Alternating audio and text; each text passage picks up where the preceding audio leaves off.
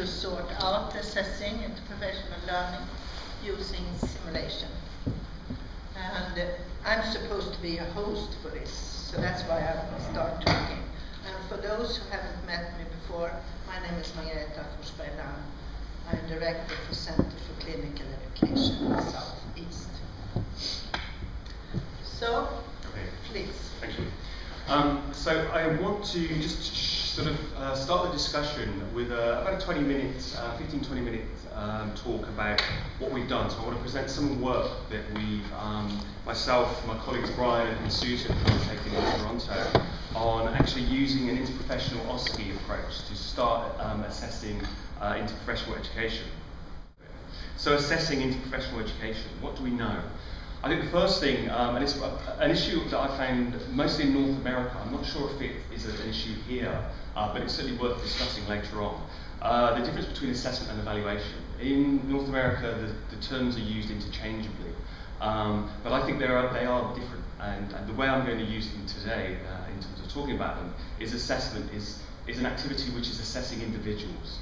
You know, it's about trying to understand individual acquisition and knowledge change. So it's about individuals or groups of individuals, because we had a discussion about trying to assess collaboratively, which we'll talk a little bit about later on. And evaluation is of things, essentially. So it's the evaluation of programs, of courses, of modules. So that's how I define the terms. So what do we know about assessment? Well, when we sort of look at the field more generally, we know that there's been an impressive growth of interprofessional education activities across the globe. You know, we can see through looking at the Journal of Interprofessional Care, where I work, and other publications, there are an increasing amount of courses, modules, curriculum. There's more recently competency-based frameworks which are being published. So there's a lot of activity, and we've also seen expansion of evaluation and research work as well. So now we're seeing some growth of empirical outcome data. We're now also beginning to see sort of faculty, staff and patient perspectives. Not so much about patient perspectives in the education literature, but certainly the faculty, the teaching perspectives are coming through in the last 5 years or so. And we're slowly beginning to understand the longer term impacts. A lot of work is focused on short term impact of IPE, but papers are coming through now. People are doing work which is starting to look at the transition of learning in the classroom, learning at the undergraduate level, and how that can then be translated into practice. And it's as I was saying, it's an interprofessional OSCE that we developed. And just to sort of set the context, I work with 5,000 other colleagues at the University of Toronto in the Faculty of Medicine. And locally we found in the last 5 years there's been an increasing commitment at the university across the departments, of which there are 11 health sciences faculties in Toronto, to develop interprofessional education. So what's happened in the last few years is there's been a development of a competency framework, which I'll show you a little bit later on. And the idea was to start to try and group together and cluster together certain competencies, skills, attitudes, behaviours around interprofessional education, which could ultimately be assessed in terms of like what learning skills have occurred. So this is actually, it's a little bit difficult to read, but if you go to the University of Toronto Centre of IP website, you can Google that, you can kind of get a download of this. So essentially what's happened is this competency framework here it sort of set out different types of constructs. So we have the collaboration we have on the scale over here. So there's collaboration, there's communication, and there's values and ethics. And along those three constructs, there's these notions of immersion, exposure, immersion, and competence. So as students go through, from their initial exposure through to their immersion and then through to their sort of competence. And you can see, we can't see today, but if you have a closer look at it, you can see these different types of constructs, how they play out in these different types of development across the years.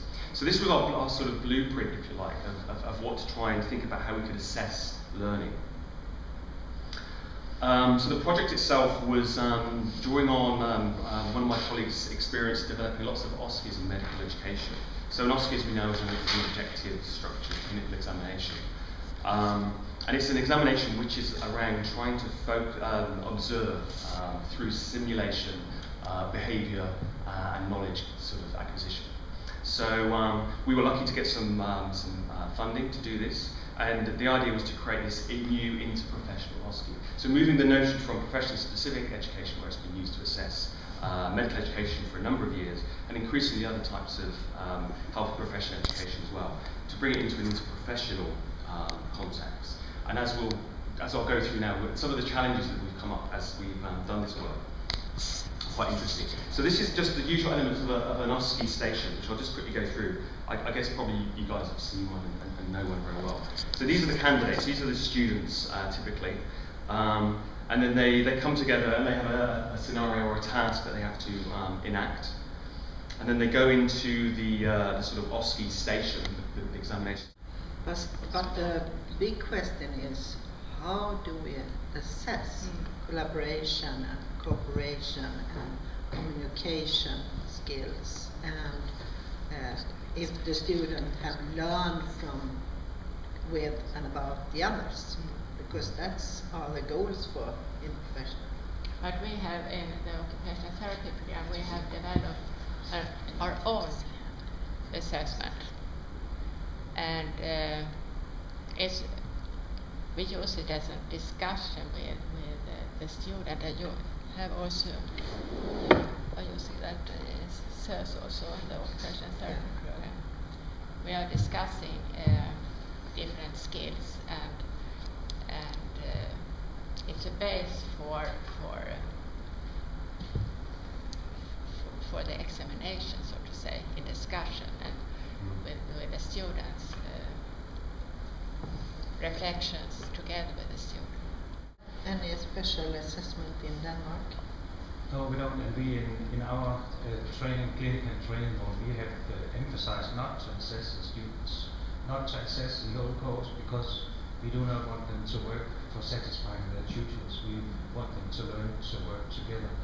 But of course, we have a assessment along the road on the simple tasks.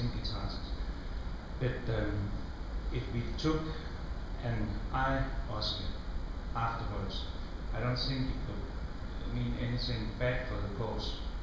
It would, because they do not have to satisfy the tutors during the course. So an OSCE could be a good idea, but when we talk about clinical practice, there's something about time and money. So before I go, I just wanted to quickly mention a couple of the Journal of Interprofessional Care, as some of you know, I'm working as the editor on, but also a teamwork book which I've just published as well, where we talk about a little bit about the interprofessional issues. There's some sections on interprofessional education as well. So useful resources. I've got some flyers if you're interested a bit later on. But you know, as I said, this was really just to share some work we've been doing to really think about how we could assess students in a more robust way. You know, move it from just trying to understand, you know, self-report types of assessment approaches to try and get something which is more sort of a little bit more rigorous, to get observations going on. And one of the things we're struggling now is how do you rate the individual kind of competence that students have in there as opposed to the collective competence. And it's something we're not quite sure with the tools we're looking at, and it's an ongoing sort of issue. At the moment, we tend to rate the collective, but it's how do you do that in a meaningful fashion? So we're still not sort of there yet. But I think it's a useful way to go forward, to just think about assessment in a different way. So we can have a good discussion, hopefully.